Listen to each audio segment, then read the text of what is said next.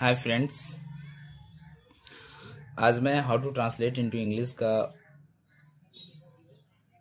Part 5 लेके आया हूँ, यानी 5th पार्ट लेकर आया हूँ। और इसको हम लोग रोज़ की तरह नए नए रूल सीखते हैं। हम एक दिन में 5 पेज पढ़ते हैं उस ट्रांसलेशन बुक का, जो मैं आपको बता चुका हूँ, और उसी के अनुसार हम लोग चलते हैं। मुझे लगता था कि मैं केवल वीडियो बनाऊंगा और आप लोग देखेंगे नहीं, मुझे ट्रांसलेशन बनाकर नहीं देंगे, पर ऐसा नहीं है। बहुत सारे बच्चों ने मुझे भेजा और मुझे खुशी है कि वो लोग मुझे भेजते हैं और मैं फिर उनका फीडबैक भी देता हूँ।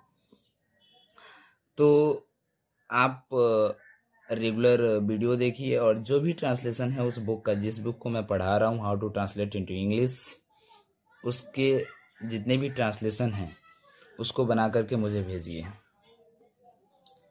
तो स्टार्ट करते हैं। इसके बाद ये जो हमारा क्रिया जो था, यानी टेंस जो था, वर्ब जो था, वो ख़त्म हो जाएगा। और उसके बाद फिर वाच आएगा, यानी वॉइस आएगा। उसके बाद बहुत ही इंटरेस्टिंग ट्रांसलेशन आएंगे, इसलिए आप हमारे साथ बने रहिए और सीखिए ट्रांसलेशन। एक दिन आप अपने आप को फील करेंगे कि हम किसी भी ट्रांसलेशन को बना सकते हैं, और हमारा टारगेट है 1 महीने के अंदर में आप ट्रांसलेशन में एक्सपर्ट बन जाएं। तो स्टार्ट करते हैं। सेंटेंस देखिए पहले क्या कह रहे हैं। वह लिखेगा, वे लिखेंगे। इससे क्या पता चल रहा है? इस प्रकार के सेंटेंस अगर हिंदी में बात करें तो गा गे की आएगा, लेकिन इससे हमें क्या पता चल रहा है कि कोई काम फ्यूचर में सामान्य रूप से होगा। तो कोई काम फ्यूचर में सामान्य रूप से होगा, तो इस प्रकार के ट्रांसलेशन को हम क्या कहते हैं, किस टेंस में रखते हैं? फ्यूचर सिंपल में रखते हैं। सिंपल कहिए या इंडेफिनिट कहिए, ठीक है। अब इसके लिए हमारे पास स्ट्रक्चर क्या है, हम इस प्रकार के ट्रांसलेशन को बनाएंगे कैसे, वो हमारे लिए स्ट्रक्चर क्या है। तो स्ट्रक्चर आएगा सब्जेक्ट प्लस शैल या will plus verb 1 plus object.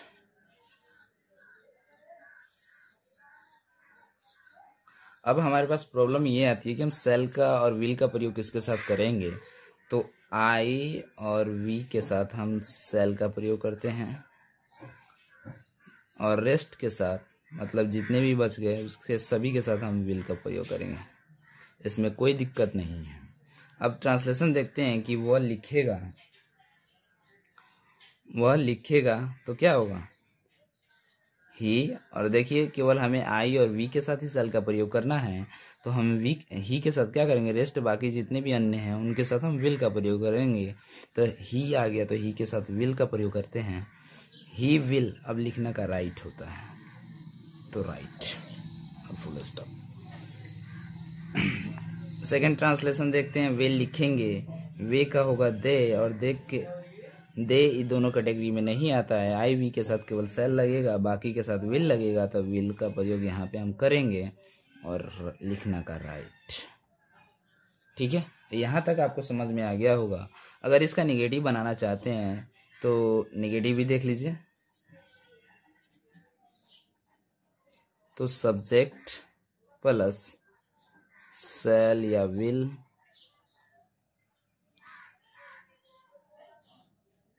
Plus not plus V1, उसके बाद ऑब्जेक्ट, जितने अदर वर्ड जो भी हो, कॉम्प्लीमेंट्स लगा लीजिए।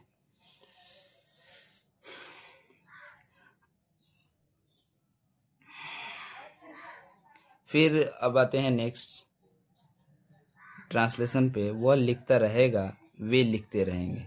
इस प्रकार के ट्रांसलेशन जब हम पढ़ते हैं तो हमको क्या पता चलता है कि कोई काम भविष्य में कुछ समय के लिए जारी रहेगा।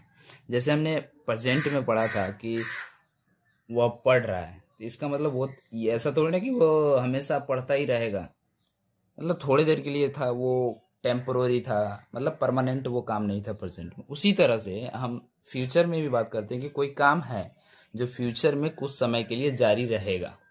तो जैसे कह रहा है कि वह लिखता रहेगा, जैसे वो पत्र लिखता रहेगा, ऐसा थोड़ी ना कि लिखता ही रहेगा, कुछ समय बाद वो छोड़ देगा लिखना, समाप्त हो जाएगा उसका पत्र अगर लिख रहा है तो, कोई एप्लीकेशन लिख रहा है तो वो लिखता रहेगा। इस सेंटेंस से हमको क्या पता चलता है कि कोई काम थोड़े समय के लिए फ्यूचर में जारी रहेगा। ठीक है, तो इस प्रकार के सेंटेंस को हम फ्यूचर कंटिन्यूअस में रखते हैं।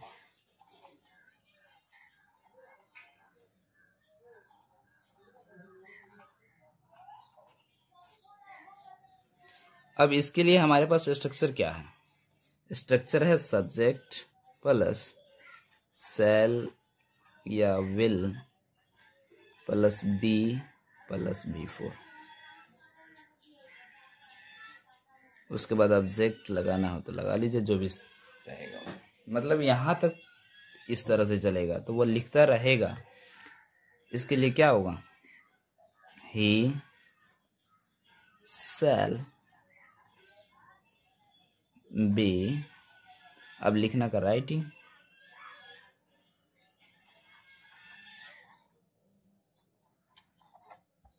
B4। ठीक है, तो कोई काम आपको फ्यूचर में ऐसा पता चलता है कि कोई काम थोड़े समय के लिए जारी रहेगा, तो उस प्रकार के सेंटेंस को हम इस स्ट्रक्चर से बनाएंगे, subject plus shall will plus be plus B4। Okay, अब इसका हम निगेटिव बनाना चाहें तो क्या होगा? तो सब्जेक्ट प्लस शैल या विल प्लस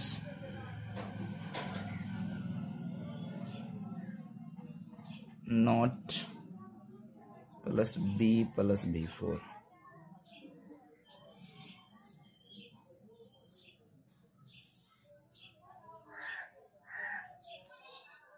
तो इस तरह से हम नेगेटिव बनाएंगे। अब नेक्स्ट देखते हैं।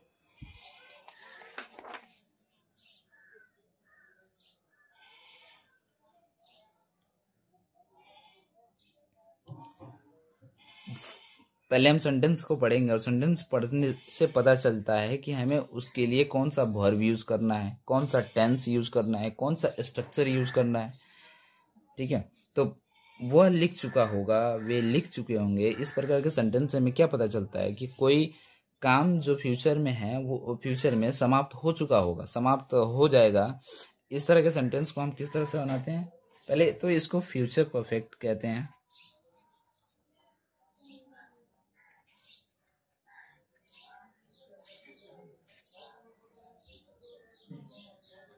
ठीक है, फ्यूचर परफेक्ट। और इस तरह के ट्रांसलेशन को हमारे पास स्ट्रक्चर क्या है?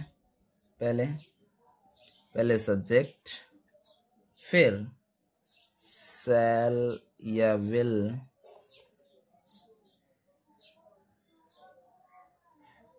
प्लस है प्लस V3, उसके बाद ऑब्जेक्ट। तो ट्रांसलेशन क्या गया? Subject shell will plus have plus V3 plus object.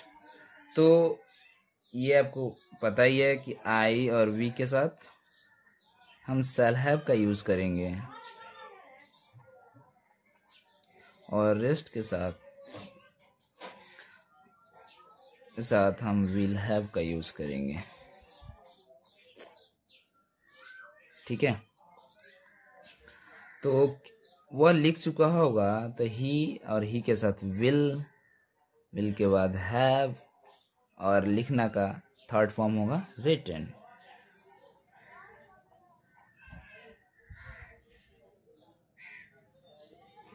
ठीक है, तो इस तरह से हम ट्रांसलेशन को बनाएंगे।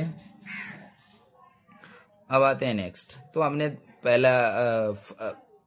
पहला सिंपल फ्यूचर देखा, उसके बाद फ्यूचर कंटिन्यूअस देखा, उसके बाद फ्यूचर परफेक्ट देखा। यानी हमने फ्यूचर टेंस के 4 पार्ट्स होते हैं, उसके 3 पार्ट्स हमने पढ़ लिया। और 4th पार्ट को देखते हैं। देखिए, वो लिखता हुआ रहेगा, वे लिखते हुए रहेंगे। इससे हमें क्या पता चलता है कि कोई काम फ्यूचर में लॉन्ग समय यानी बहुत समय के लिए जारी रहेगा, प्रोग्रेस में रहेगा फ्यूचर में। तो इस तरह के ट्रांसलेशन को हम किस तरह से बनाते हैं? तो पहले तो इसको क्या कहेंगे, फ्यूचर परफेक्ट कंटिन्यूअस।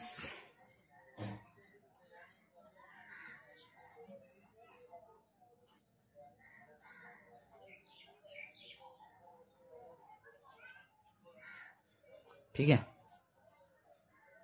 तो इस तरह के ट्रांसलेशन को हम फ्यूचर परफेक्ट कंटिन्यूअस में रखते हैं।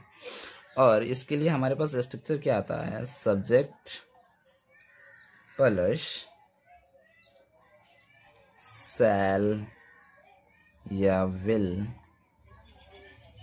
Plus have plus been plus V4, उसके बाद for या since plus other words.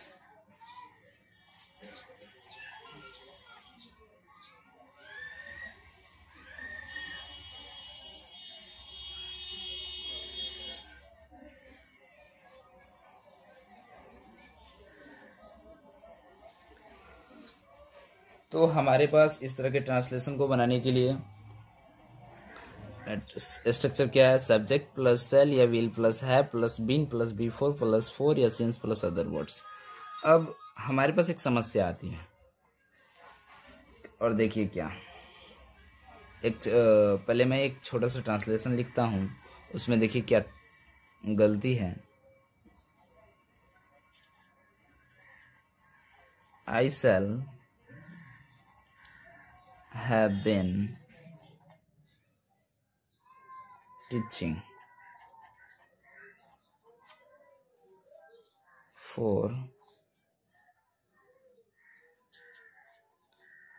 10 years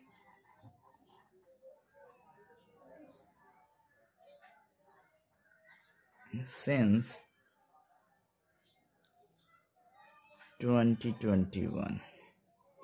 okay, तो इस तरह के ट्रांसलेशन में देखिए आपको कुछ गलती दिख रहा है, दिखेगा भी नहीं क्योंकि सब सही लग रहा है। तो जब हम फ्यूचर परफेक्ट कंटिन्यूअस की बात करते हैं तो उसमें ये जो सेंस है इसका हम प्रयोग नहीं करते हैं। ठीक है, सिंस का प्रयोग नहीं करते हैं, सिंस की जगह हम फ्रॉम का प्रयोग करते हैं। अब जैसे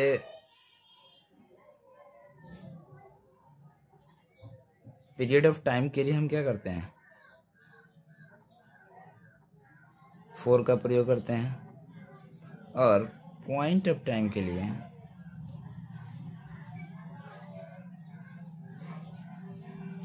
सिंस का प्रयोग करते थे, लेकिन हम फ्यूचर में नहीं करेंगे, इसकी जगह फ्रॉम का प्रयोग करेंगे। ठीक है, इसका प्रयोग हम नहीं करेंगे, इसकी जगह हम फ्रॉम का प्रयोग करेंगे।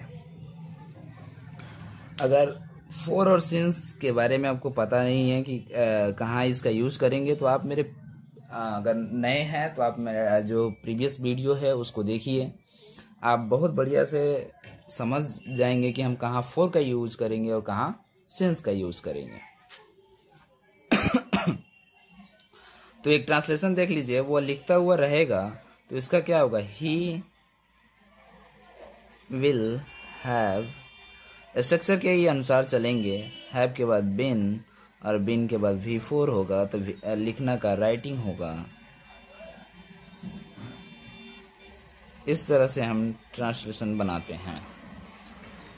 तो अब जैसे ये हमारा खत्म हो गया जो हमने अभी ट्रांसलेशन पढ़ा, तो इसी प्रकार के ट्रांसलेशन आपके जो बुक में हैं उसको आप मुझे बना करके भेजिए, और मैं उसे चेक करके फिर आपको फीडबैक दूंगा कि क्या आप त्रुटियां कर रहे हैं, क्या आप गलती कर रहे हैं, और क्या सही होना चाहिए, और किस तरह से आप गलतियां कर रहे हैं इसको कैसे सुधारेंगे।